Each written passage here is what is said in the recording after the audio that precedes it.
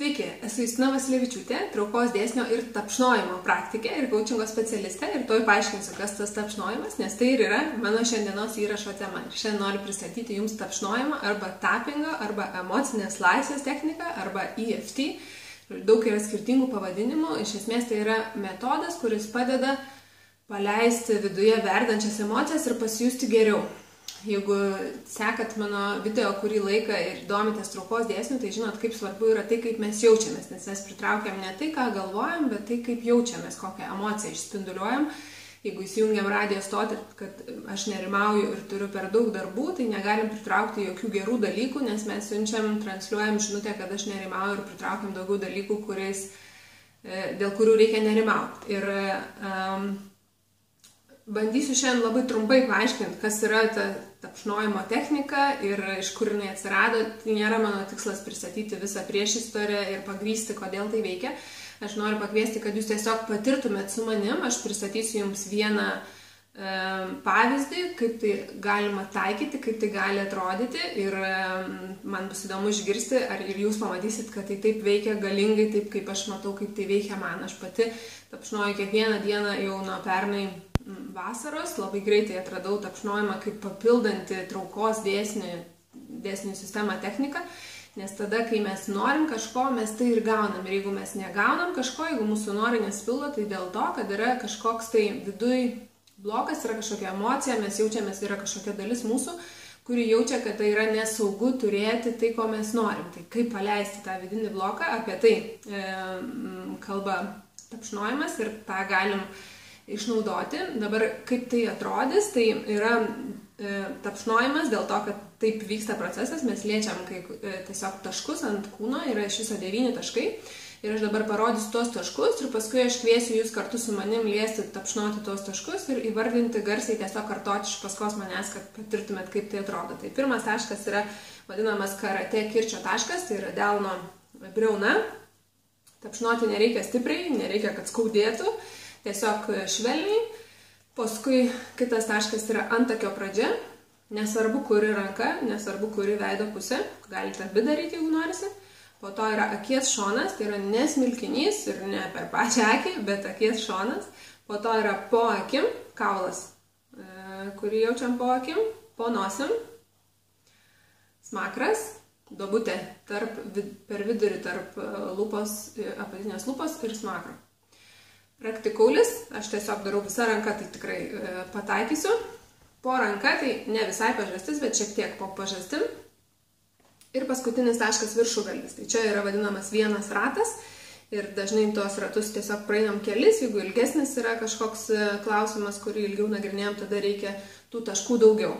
Ir šiandien aš planuoju, kad nuo šiandien ir artimiausius trečiadienius pristatysiu jums skirtingas temas, kad jūs pamatytumėt, kaip plačiai galima naudoti šią techniką. Ir šiandien paimsiu paprasčiausių būdų pavyzdį iš knygos Emocinės laisvės technika. Ją parašė Nick Ortner, tai aš iš jo daugiausia ir mokiausi ir daugiausia praktikavau su jo suteikiamais įrankiais, mokiausi jo finansinės sėkmės ir asmeninio tokio potencialų išlaisvinimo programoje, paskui jie organizavo pasaulinį tapšnojimo suvažiavimą, kuris vyko neseniai ir iš kurio irgi daug pasisėmiau idėjų, kaip galima naudoti tapšnojimą ir kur. Tai jeigu skaitot angliškai, tai labai rekomenduoju užsiprenumeruoti jų naujienlaiškį, The Tapping Solution vadinasi kompanija. Jie pateikia daug labai įdomaus turinio ir ši knyga yra išleista lietuvių kalba, tai taip pat yra pasiekiama knygynuose ir net bibliotekose, Emocinės laisvės technika. Ir prieš pradėdami dar mes darom tokį įsivertinimą, kiek aktualus yra klausimas, ties kuriuo dabar tapšnosim. Ir šiaip kaip matyti, kaip pajausti, ar veikia tapšnojimas ar neveikia.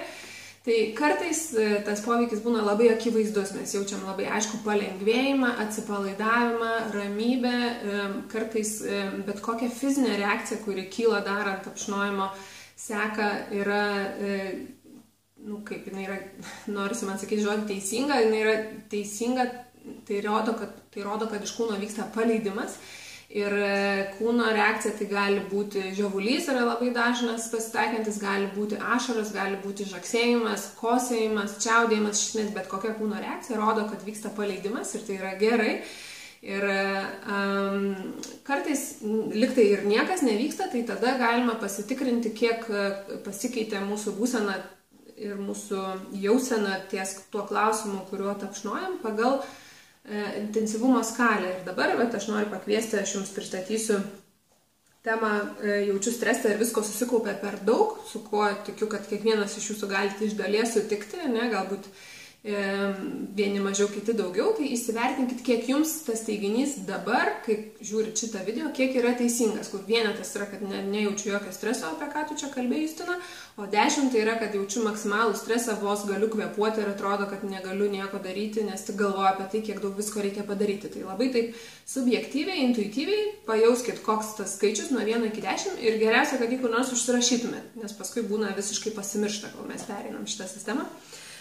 Ir tada, kai užsirašėt, tada pradedam pirmiausia nuo delno briaunos ir čia tapšnokit ir kartokit paskui mane. Būtinai noriu pakviesti, kad darytumėt kartu su manim, nes tik pažiūrėję, tai tikrai nesuprasit ir galvosit, kad aš tikrai išsikrauščiau už proto, nes atrodo tai pakankamai, nežinau, šiek tiek keistai gali atrodyti šitą techniką, bet jeigu padarysit, pamatysit, kad jinai veikia. Garbės žodis. Taigi, pradedam nuo delno briaunos ir kartokit paskui mane. Nors jaučiu stresą, pergyvenimą ir tiesiog turiu per daug darbų, nuoširdžiai ir visiškai palaikau save. Nors suplanuotų darbų sąrašas yra per ilgas ir man tai kelia stresą, nuoširdžiai ir visiškai palaikau save. Nors man atrodo, kad niekada viso to nebaigsiu, ir kad nesu pakankamai protinga, kad visą tai padaryčiau, nuoširdžiai ir visiškai palaikau save. Gerai, dabar antakis, negaliu viso to atlikti.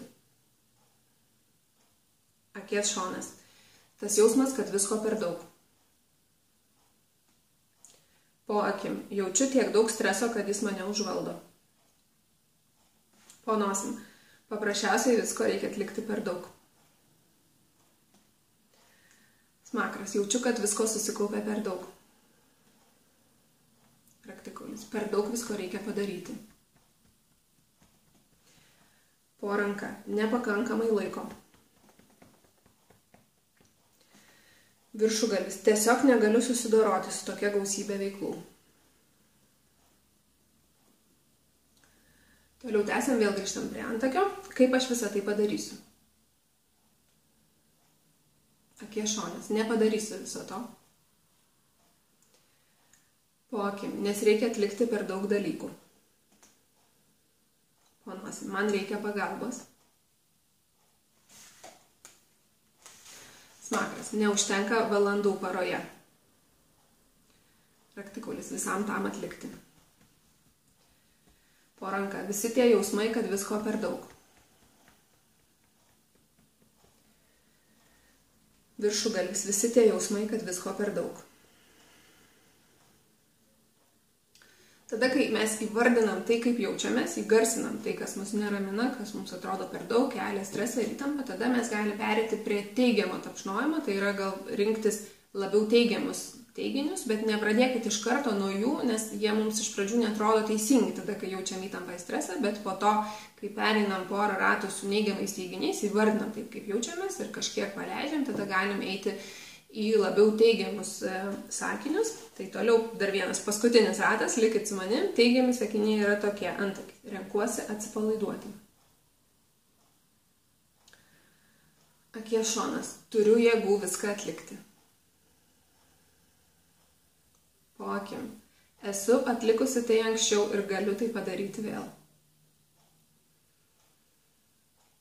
Po nosim, renkuosi išsivaduoti iš jausmo, kad visko per daug. Smakras, turiu padaryti tai, ką reikia. Raktikaulys, ir streso būsena man nepadeda. Po ranka, išsivaduoti iš jausmo, kad visko per daug. Viršugalis, išlaisvinti šiuos jausmus. Dabar giliai, giliai, įkvėpkit ir iškvėpkit. galit net man taip kartais nors net rankas rankom nukratyti simboliškai paleidžiant visą stresą nukratom. Ir dabar pajauskit, kiek tas pirminis teiginys, kad jaučiu stresą ir visko yra per daug, kiek jums tai yra teisingas. Toj pačioj skalėje nuo 1 iki 10. Ar vis dar, ir tiesiog pastebėkit, ar tas intensyvumas pasikeitė, ar padidėjo, ar sumažėjo. Ir ką dar jaučiat. Gal iškilo kažkokių papildomų minčių, atradimų, idėjų. Tiesiog pastebėkit tai, kas su jumis vyksta. Tai toks buvo pirmas mano įrašas apie tapšnojimą. Kitom savaitėm turėsiu kitas temas ir kitus įrašus. Būtinai pasidalinkit savo įspūdžiais. Man įdomu, ką jūs patyrėt, ką pastebėjot, koks buvo pokytis, kokių kilo klausimų. Labai pasistengsiu visus juos atsakyti. Ir jeigu turit kažkokią temą, kokią norit, kad aš pristatyčiau, kaip atrodo tapšnojimas, kaip naudoti paleidimui būtent tos temos, taip pat parašykit man. Čia buvo Justina. Puikios jums savaitės ir